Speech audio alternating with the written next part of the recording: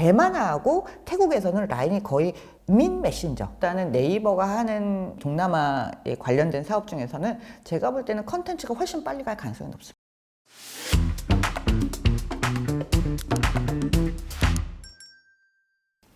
또 그리고 또 이 동남아 시장 하면 동남아 기업은 아니지만 우리나라 기업 있잖아요. 라인이라고. 그죠?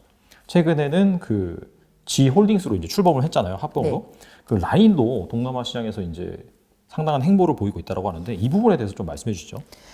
사실 라인은 한국에서는 네이버가 가지고 있는 라인이라는 인식이 많지만 그쵸, 해외에서는 그냥 일본 기업입니다. 아, 일본 기업이에요. 네, 일본에 본사가 있으니까 일본 기업이죠. 하긴 그렇긴 하죠. 네. 예. 근데 이제 거기에 대주주가 네. 뭐 네이버가 있다라는 네네네. 차이가 있는 건데, 라인은 사실 해외 시장에 투자를 일찍이 진출을 하긴 했었어요. 라인이 출범한 이후에. 그래서 여러분들 예전에 히트친 드라마 중에 별에서 온 그대라는 알고 있어요. 네. 예, 거기서 주인공들이 이렇게 메신저를 쓸 때 뿅뿅뿅뿅 뜨는 게 라인입니다.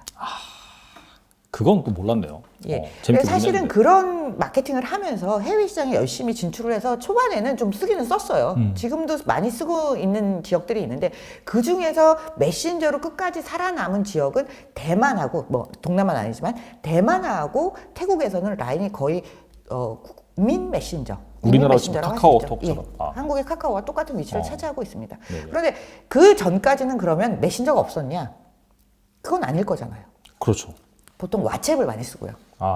그냥 뭐 카카오톡도 쓰고 뭐 라인도 쓰고 이렇게 썼는데 어느 하나가 지배적이지 못했어요. 그런데 라인이 태국에서 뭘로 그러면 처음에 좀 소위 말하는 먹혀 들어갔는가? 네네. 라인이 처음에 출시하고 난 다음에 게임을 같이 들고 갑니다. 쿠키런 이런 거. 그러니까 사람들이 쿠키런을 하려면 라인을 깔아야 되는 거예요. 약간 좀 끼어 팔기 상품 같은 그런 거네요. 예, 그래서 이 게임이 너무나 인기를 끌면서 라인이 확 자리를 잡아요. 그다음에 두 번째는 그 우리로 얘기하면 그 이모티콘, 태국에서는 이걸 스티커라고 하는데요. 이게 굉장히 귀여운 그림들이 많지 않습니까? 그렇죠. 그런데 왓츠앱은 굉장히 밋밋해요. 그냥 거기 있는 거밖에 못 씁니다. 그런데 우리는 뭐 다운받아서 새로운 스티커, 이모티콘을 계속 쓰잖아요. 그렇죠. 계속 쓰죠. 예, 그런 게 굉장히 효과적이었어요. 일본 그림 애니메이션 같은 것도 태국에서 굉장히 인기가 있거든요. 그러니까 이 사람들이 약간 귀엽고 아기자기한 걸 좋아하는 데다가 네. 그런 걸 만들어서 내가 팔 수 있는 시장이 열렸어요. 누구든지 이모티콘을 잘 그려가지고 그 스티커를 잘 그려서 마켓에 내놓으면 누가 사가기도 하는 거예요. 그렇죠. 예, 그 부분이 굉장히 히트를 칩니다. 그러면서 라인이 쭉쭉쭉 메신저로 자리를 잡죠. 메신저는 처음에 자리 잡기만 어려워요. 왜냐하면 나만 쓰는 게 아니라 상대방이 같이 써줘야 되거든요. 네. 근데 이 숫자가 어느 임계점에 딱 다다르면 너도 나도 그걸 쓸 수밖에 없게 되는 거예요. 지금 저만 카카오톡이 쓰기 싫다고 해서 안 쓰면 생활이 되게 불편하잖아요. 상당히 불편해지죠. 네. 네, 그래서 태국에서는 그런 국민 메신저가 됐고 인도네시아에서도 상당한 유저가 있기는 합니다. 그런데 1등 메신저는 왓츠앱이에요, 인도네시아에서 아직도. 아직도. 라인에 대해서 들어봤는데 그리고 이제 그 네이버가 아무래도 이제 라인의 대주주잖아요. 그리고 최근에 그 네이버 대표 그분이 이제 말씀하신 거 보면은 크로스보더 이커머스라고 해서 결국에는 이제 그 라인의 그런 인프라를 바탕으로 해서 이렇게 해외에서 이커머스를 단행하는 어떻게 보면 좀 아마존 이런 기업이 되겠다라고 했는데 뭐 그런 거에 대해서 이게 사실 좀 어려운 질문이긴 한데 혹시 그 뭐 가능성이 있다고 보시는지 좀 궁금하거든요.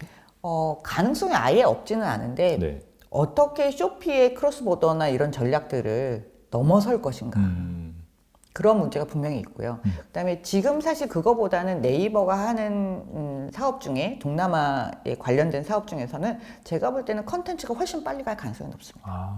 콘텐츠. 네. 콘텐츠라고 한다면 구체적으로 뭐 어떤 걸? 웹툰. 웹툰이요. 네. 웹툰은 네. 원래 한국에서 만든 말인데 지금 글로벌하게 웹툰이라는 단어를 다 쓰거든요.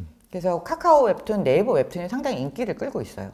그리고 이 시장이 아까 이야기했던 것처럼 그 스티커를 그려서 파는 시장은 크리에이터 마켓을 키웠던 것처럼 웹툰에 로컬 사람들이 점점 진출하기 시작하면 저는 이 시장의 성장 가능성이 훨씬 더 있다고 보고 있습니다. 방금 말씀하신 거 들어보니까 그 이모티콘 같은 경우에도 그런 식으로 성장을 했잖아요. 유저들이 참여해서 뭐 그리고 해가지고 이제 그런 전철을 밟을 가능성이 있다. 이제 그렇게 보시는 거예요. 그리고 이제 한국에서 굉장히 인기 있는 웹툰들이 드라마로도 나가고 네네. 웹툰으로도 그대로 다 나가고 있거든요. 그러니까 이 시장 자체는 또 훨씬 폭발력이 있는 데다가 아까 말씀드린 대로 아세안에는 젊은 층 인구가 굉장히 많아요. 하루 종일 폰을 끼고 살죠. 그럼 끼고 살면 뭘 보겠습니까? 뭔가 콘텐츠를 계속 소비하겠죠. 그렇죠. 예, 쇼피가 잘 됐던 이유, C의 이커머스는 쇼피가 잘 됐던 이유도 저가의 상품을 많이 파는 것도 있겠지만 그 안에서 뭐 라이브 채팅이라든가 이런 것들 굉장히 활성화됐거든요. 그러니까 쇼핑 자체를 엔터테인먼트화한 거예요. 그런 전략이 좀 성공했다라고 보고 있는데 과연 네이버가 들어와서 이런 커머스를 할 때도 제가 볼 때는 상품의 구성의 다양성 뭐 이런 부분도 굉장히 중요할 것이고 배송이 확실하게 되는 부분 이런 것도 굉장히 중요하겠지만 이 쇼핑 자체를 엔터테인먼트화하는 네. 예, 그런 기술들이 마케팅 기술들이 좀 필요합니다. 아무래도 라인을 통해서 어느 정도 좀 유저를 확보했기 때문에 그런 부분에 있어서는 확실히 좀 다른 기업들보다는 친근하게 다가갈 수 있는 접점을 만들 수가 있겠네요. 계속 말씀을 듣다 보니까 뭐 무궁무진하거든요. 근데 이제 최근에 우리나라에서 그런 일이 있었어요. 아시다시피 그 빅테크 플랫폼 규제라고 하면서 핀테크 규제부터 해가지고 뭐 국감에서 이제 뭐 네이버나 이제 카카오 뭐 총수들 불러가지고 뭐 골목상권 침해한 거 아니냐? 라고 하면서 사실 이 규제 이슈가 특히나 이제 이 금융, 핀테크 쪽에서는 크리티컬 하잖아요. 그래서 이런 부분에 대해서 그런 동남아 시장은 어떤 기조를 가져가고 있는지 궁금하거든요. 사실 한국에서는 규제 때문에 뭐 될 일도 안 되고 안 될 일도 되기도 하고 뭐 이런 부분들이 많이 있습니다. 특히 최근에 중국을 보더라도 정부가 어떤 방향을 확 쏠리면 완전히 그냥 반통하게 났죠. 그래서. 네. 그런데 동남아에도 그럴 가능성이 있지 않느냐라고 많은 분들이 이야기를 하세요. 그런데 우리가 중국의 경우를 한번 보시면 굉장히 큰 두세 개의 빅테크가 하나의 영역을 거의 장악하다시피 하고 있죠. 그렇죠. 띠디 뭐 이런 경우도 그 회사 말고는 없는 거 아닙니까? 거의. 그렇죠.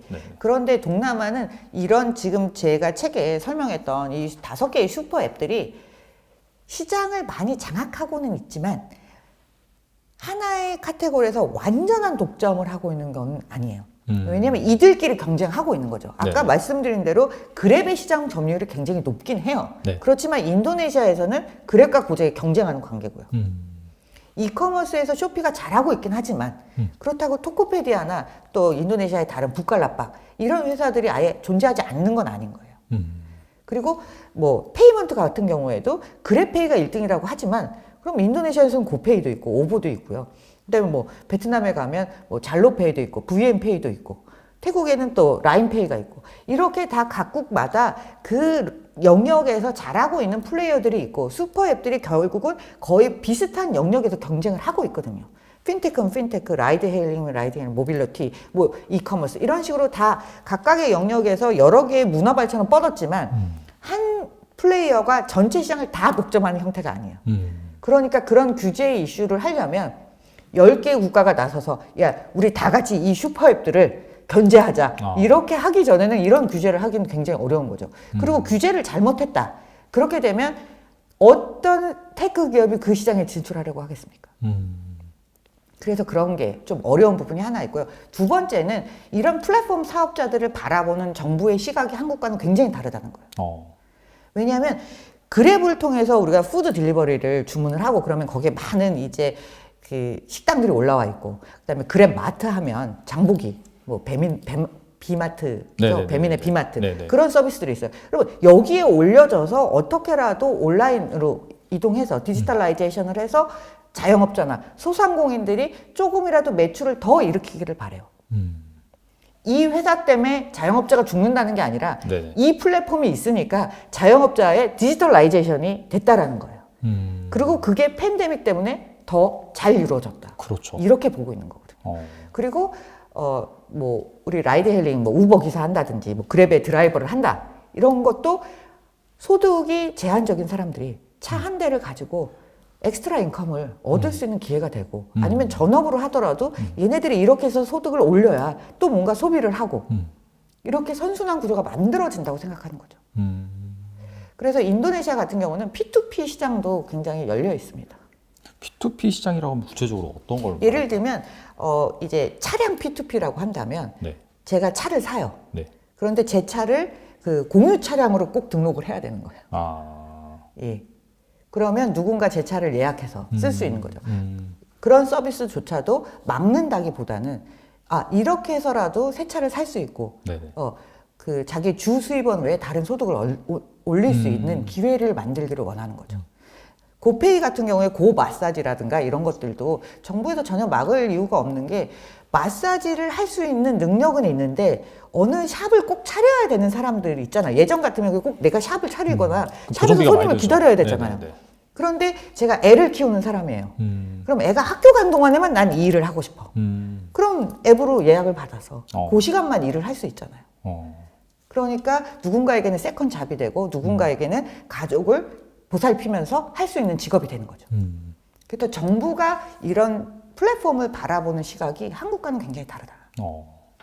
약간 개인과 개인 간에 뭔가 비즈니스가 일어나는 이런 부분에 있어서 확실히 좀 관대하고 긍정적으로 생각한다. 그렇게 볼 수가 있겠네요. 그리고 과거에는 이런 것들이 페이먼트로 결제가 되지 않았기 때문에 세금으로도 안 잡히고 그렇죠. 매출로도 안 잡히고 세금도 가금할 수 없었거든요. 근데 이제는 투명해지는 거죠. 페이먼트가 핵심이네요. 그러고 보니까. 예.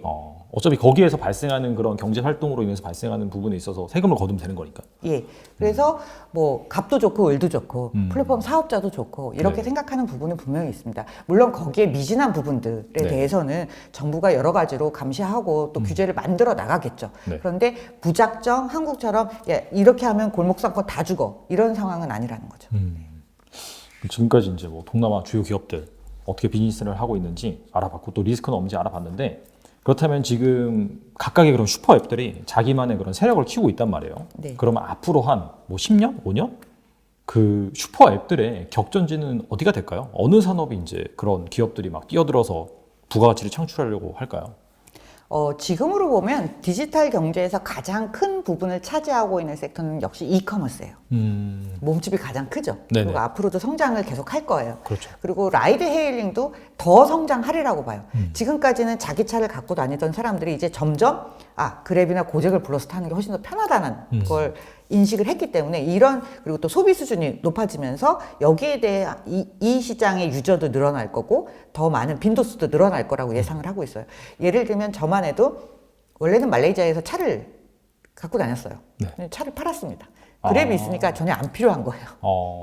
날도 더운데 차를 밖에 세워놓잖아요. 네네. 그러면 차가 얼마나 뜨거워지겠습니까? 그렇긴 하겠네요, 진짜. 쇼핑몰에 갈 때 주차하려고 애쓰지 않아도 돼요. 예, 그래서 이런 기존에 우리가 컸다라고 생각하는 시장도 일단은 더 클 거라고 예상을 하고요. 그러면 신규로 이제 더 커지는 시장을 뭘로 보고 있느냐면 과거에는 그냥 일종의 핀테크의 일부분의 영역이었는데 이게 전부 디지털 뱅킹으로 넘어갑니다. 그래서 파이낸스 서비스가 굉장히 커질 걸로 보고 있어요. 그리고 이제 팬데믹을 통해서 온라인 교육이 된다라는 걸 인식을 했어요.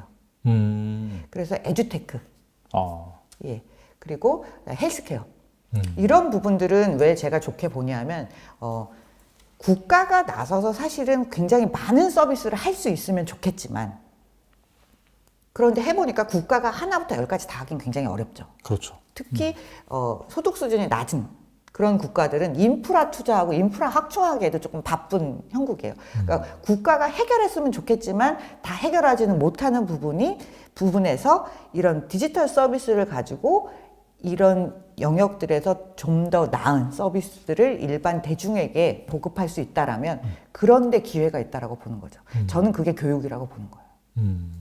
교육 격차를 해소하거나 디지털 리터러시를 높이는 거는 굉장히 중요한 부분입니다. 국가의 큰 흐름에서 보면 경제 발전이라든가 뭐 사회 발전의 단계에서 보면 국가가 굉장히 중요시하는 영역임에는 틀림이 없는데 그 공립학교를 네네. 다 새로 건설해서 하기에는 사실 시간이 굉장히 많이 걸리는 거죠.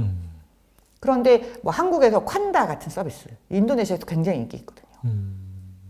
그러니까 온라인으로 하면 그런 학력 격차를 줄이고 또 뭐 지방 소도시에 있어서 사교육을 받기 어려운 사람들이 굉장히 편리하게 뭔가 배울 수 있잖아요. 그래서 이런 부분들은 앞으로 더 커지리라고 보고 있고요. 헬스케어 같은 부분도 한국은 이게 각종 규제에 막혀 있잖아요. 그렇죠. 그런데 나라가 나서서 아니면 뭐 개인 법인들이 개인 병원들이 투자를 해서 의사의 수를 늘리고 병원의 개수를 늘리는 건 훨씬 더 투자가 많이 들어가고 오래 걸리는 사업이에요. 그걸 디지털로 하면 훨씬 더 빠르게 의료 서비스를 구석구석 전달할 수 있죠. 그러니까 1인당 의사 1인당 봐야 되는 뭐 환자의 수, 국민의 수를 계산을 해보면 한국은 좀 높고 저쪽은 굉장히 낮단 말이에요. 낮을 수밖에 없겠죠, 그쪽이. 예, 네. 그러면 의사를 많이 대량으로 키워내는 데는 시간이 많이 걸립니다. 그런데 이걸 디지털 서비스로 하잖아요. 그러면 훨씬 더 편리하게 많은 사람들을 보다 나은 양질의 헬스케어, 기본적인 보건 의료 체계로 포섭할 수 있죠. 그럼 방금 살펴본 그런 기업들이 결과적으로는 그런 신시장에서 이렇게 또 점유율을 가지기 위해서 지금부터 막 투자를 하고 뭐 관련 기업을 인수한다든지 그런 활동이 일어나고 있겠네요, 지금도. 그랩이 아직까지는 그런 서비스를 하고 있지는 않지만 순간순간 헬스케어에 대한 관심이 있다라는 거는 계속 드러나고 있어요. 그리고 고잭도 마찬가지로 그래서 고잭은 다른 헬스케어 하는 업체하고 얼라이언스를 맺어놓은 상태입니다. 그래서 이런 이 슈퍼앱들도 분명히 헬스케어 쪽으로 눈을 돌리겠지만 직접 나서서 하는 경우도 있을 거지만 아니라면 얼라이언스를 할 가능성이 높아요. 그러니까 그런 서비스를 하는 스타트업이나 뭐 새로운 회사와 파트너십을 갖는다든가. 알겠습니다. 그리고 이거는 제가 이제 구체적으로 어디에서 본지는 잘 기억이 안 나긴 하지만 앞으로 이제 저명한 투자자들이 앞으로 10년은 뭐 신흥국 이쪽에서 이제 기회가 많이 발생할 것이다. 그리고 이제 특히나 동남아 시장 이런 부분에서 눈여겨봐야 된다라고는 말이 있는데 방금 말씀하신 동남아가 10개 국가로 되어 있잖아요. 그리고 그나마 좀 우리가 아는 증시 같은 경우에는 뭐 베트남, 인도네시아 뭐 그 정도인데 좀 눈여겨볼 만한 그런 동남아 국가의 지수 이런 것들이 있을까요? 그 개념도 사실 잘 정립이 안 된 투자자들이 많아가지고. 지금 사실은 각 국가의 주가 지수를 국가별로 확인할 수 있는 방법이 있죠. 예를 들면 뭐 자카르타의 주가 지수라든가, 그렇죠. 말레이시아의 뭐 쿠알라룸푸르 네네. 인덱스라든가 확인할 수 있는 방법이 있고요. 그 다음에는 MSCI의 아세안 지수가 있습니다. 네네. 그리고 여러분들이 사실 이런 개별 국가의 하나하나의 기업에 투자하는 건 굉장히 어려워요. 그래서 제가 말씀드리는 방법은 보통 그런 MSCI 지수를 보시는 네네. 방법이 있고요. 네. 그리고 그 지수하고 MSCI 이머징 지수하고 좀 비교해 보실 필요가 있어요. 예, 아세안 지수하고 이머징 지수하고 그래서 비교해 보면서 전체 신흥국 중에서 아세안이 어느 정도 따라가고 있고 아니면 아웃퍼폼하는지 언더퍼폼하는지 이런 걸 보실 수가 있고요. 또 하나는 기업에 투자하실 때는요. 거기에 지금 뭐 예를 들면 싱가포르에 상장된 기업, 인도네시아에 상장된 기업들을 투자하실 수는 있어요. 그런데 약간 자신이 없는 거잖아요. 네네. 잘 모르고 그 그렇죠. 시장을. 그리고 환율의 리스크 이런 부분도 있으니까 여기서 투자할 수 있는 방법은 두 가지예요. 하나는 미국이나 홍콩, 싱가포르에 상장된 기업에 투자하는 방법. 인도네시아 회사지만 네네. 인도네시아에 상장된 게 아니라 그렇죠. 예, 해외 시장에 상장된 기업을 찾아보는 방법이 하나 있고요. 또 한 가지는 요즘은 아세안 펀드가 굉장히 우리나라에도 많이 나와 있습니다. 그러니까 이 아세안 6개 국가에서 아까 말씀드린 대로 이제 그 마이너한 국가들을 좀 빼고 리스크가 그렇죠. 크니까 네네. 빼고 네. 이 국가들의 괜찮은 기업들만 담아서 펀드가 있어요. 아세안 펀드들이 나와 있어요. 그래서 네네. 이 펀드들은 한국에서 운영한다기보다는 홍콩이나 싱가포르에서 그쪽 지역의 전문가들이 전문 펀드 매니저들이 운영을 하거든요. 네네. 그러니까 그런 펀드들도 상당히 작년 같은 경우에는 수익률이 굉장히 좋은 걸로 알고 있습니다. 그리고 올해는 조금 부진했어요. 그런데 이 펀드들에는 여러분들이 들으면 알만한 혹은 섹터에서 굉장히 대장주들만 모아놨어요. 그래서 그 안에서 비중 조정을 해 나가는 거기 때문에 여러분들이 개별적으로 투자하시는 것보다는 훨씬 수익률이 좋게 나올 수 있습니다. 그리고 앞으로 이런 빅테크들은요, 상당히 미국으로, 일단 그랩이 가지 않습니까? 그렇죠. 그랩이 만약에 상장해서 굉장히 각광을 받는다면 또 다른 기업들이 계속해서 미국으로 나올 때 그와 같은 반응을 보일 가능성이 굉장히 높아요. 왜냐하면 선례가 될 수 있겠네요. C의 성공을 보면서 글로벌 투자자들이 찾았던 게 뭐냐면, 야, 또 C 같은 회사 제2의 제2의 C 없는 네네네. 다 이걸 찾았어요. 네. 예, 그렇기 때문에 그랩도 주목을 받고 있고 고잭이 상장한 거, 그다음에 책에 나와 있는 뭐 비나 게임, 잘로를 만든 비나 게임 이런 회사들 VNG라고 하죠 지금은. 네네. 예, 그런 회사들이 계속 상장을 예고하고 있기 때문에 어떤 반응을 보일지 그랩이 또 한 번의 가늠자가 될 수도 있습니다. 아무튼 또 이렇게 성장하는 뭐 아세안 기업들 또 투자하는 방법에 대해서 잘 말씀을 해주셨는데 잘 들어가지고 뭐 펀드에 투자를 하든 아니면은 뭐 증시를 통해서 투자를 하든 그렇게 선택을 하시면 좋을 것 같습니다. 한 가지 투자하실 때 제가 오늘 아세안 시장에 대해서 이야기를 드렸다고 해서 꼭 아세안 기업에 투자하실 필요는 없어요. 그런데 여러분들이 글로벌 상황을 보실 때 네. 한때는 미국 시장이 좋지만 한때는 또 이머징이 잘 나갈 때가 있거든요. 그렇죠. 예, 그런 순간에 이머징이 만약에 잘 나가게 되는 순간이 온다라면 이 지역을 따로 좀 뽑아서 보실 필요는 있다는 거죠. 왜냐하면 상대적으로 브라질이나 터키보다 정치적으로 안정되어 있어요. 훨씬 안정돼 있죠. 예, 그런 측면에서 그 글로벌 경제 흐름이 바뀔 때 아세안도 따로 한 번쯤 보실 수 있는 눈을 가지시면 더 효과적인 투자 전략을 세울 수 있다. 저는 그런 점에서 좀 말씀을 드리고 싶습니다. 아, 그리고 제가 아까 말씀드린 이제 다음의 격전지는 어디가 되느냐에서 좀 말씀을 드리다가 한 분야를 빼먹었는데 네. 말씀드리자면 이커머스가 이렇게 성장하고 딜리버리가 네. 성장하고 네. 하면 같이 따라가줘야 되는 분야가 있습니다. 딜리버리가 성장. 페이 그쪽인가요? 페이는 이미 다 갖춰졌어요. 페이는 제가 볼 때 거기는 이제 이미 레드 오션입니다. 네네네. 블루 오션이라고 볼 수가 없어요. 네네네. 지금 성장하고 있고 가장 투자가 작년 올해 많이 된 분야는 물류예요. 아, 물류. 중요하죠. 네. 예. 왜냐하면 이커머스가 성장하는 만큼 물류가 못 따라주기 때문에 빠른 배송이 안 돼요.